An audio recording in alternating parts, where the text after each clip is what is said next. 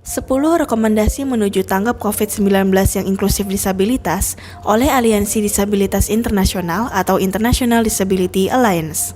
Penyandang disabilitas menghadapi risiko lebih besar terkena COVID-19 karena hambatan akses informasi pencegahan, bergantung pada kontak fisik dengan lingkungan, terabaikan haknya dalam karantina, terdiskriminasi dalam sistem perawatan. Rekomendasi 1, berbagai informasi harus dalam format yang aksesibel seperti petunjuk mitigasi infeksi, pembatasan gerak, dan program pemerintah. Media wajib memunculkan caption, juru bahasa isyarat, warna huruf yang kontras, serta huruf yang besar pada cetakan. Media digital wajib dapat diakses oleh disabilitas netra seperti telepon dan email untuk disabilitas rungu wicara serta kelompok sulit dengar. Semua komunikasi sebaiknya dalam bahasa sederhana dan mudah dimengerti.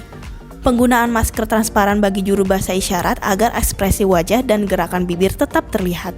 Bagi disabilitas ganda rungu netra, komunikasi dilakukan secara bersentuhan, solusi bisa didiskusikan dengan disabilitas terkait, serta organisasi perwakilannya. Rekomendasi 2, tindakan perlindungan tambahan harus diadakan bagi penyandang disabilitas dari berbagai keterbatasan dan kesulitan. Melakukan disinfektan pada fasilitas aksesibilitas seperti pegangan tangan dari selasar dan tangga, tombol lampu lalu lintas, tombol lift, perlintasan jalur pemandu, serta alat bantu mobilitasnya. Krisis COVID-19 dan tindakan pembatasan bisa memicu rasa takut dan kegelisahan. Sikap solidaritas dan saling mendukung sangatlah penting terutama bagi penyandang disabilitas psikososial. Tes proaktif dan tindakan pencegahan harus diprioritaskan pada penyandang disabilitas yang rentan terhadap infeksi, komplikasi pernafasan, atau kondisi penyerta lainnya. Rekomendasi 3, tindakan cepat dalam meningkatkan kesadaran dan pelatihan personil tanggap krisis. Aparat pemerintah, petugas gawat darurat, maupun kebencanaan wajib dilatih tentang hak penyandang disabilitas. Kelompok rentan dalam kelompok penyandang disabilitas antara lain anak, perempuan, lansia, disabilitas ganda, dan disabilitas dengan kondisi kesehatan penyerta. Rekomendasi 4, semua rencana kesiagaan dan aksi tanggap harus inklusif dan menjangkau perempuan penyandang disabilitas.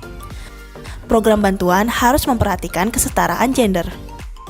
Rekomendasi 5, tidak satupun bentuk pengurungan dan pengabaian yang bisa diterima, dan wajib diperlakukan secara adil, tidak dimasukkan ke dalam penampungan, melampaui batas minimum, berdasarkan prosedur perawatan penyakit. Standar minimal layanan bidang sosial dilarang melakukan pengabaian, dan layanan pendukung harus disediakan jika terjadi karantina. Rekomendasi 6, selama masa karantina, akses terhadap layanan bantuan, pendamping, serta aksesibilitas fisik dan komunikasi harus terjamin. Di dalam pengisolasian, juru bahasa isyarat dan pendamping harus tersedia, dan juga mendapatkan tes COVID secara proaktif. Rekomendasi 7, tindakan pembatasan gerak mempertimbangkan penyandang disabilitas atas dasar kesetaraan dengan orang lain. Jika pembatasan diberlakukan, layanan pendukung sehari-hari, termasuk makanan, tempat tinggal, kesehatan, asisten, sekolah atau bekerja, dukungan komunitas, dan aksesibilitas transportasi wajib dipenuhi.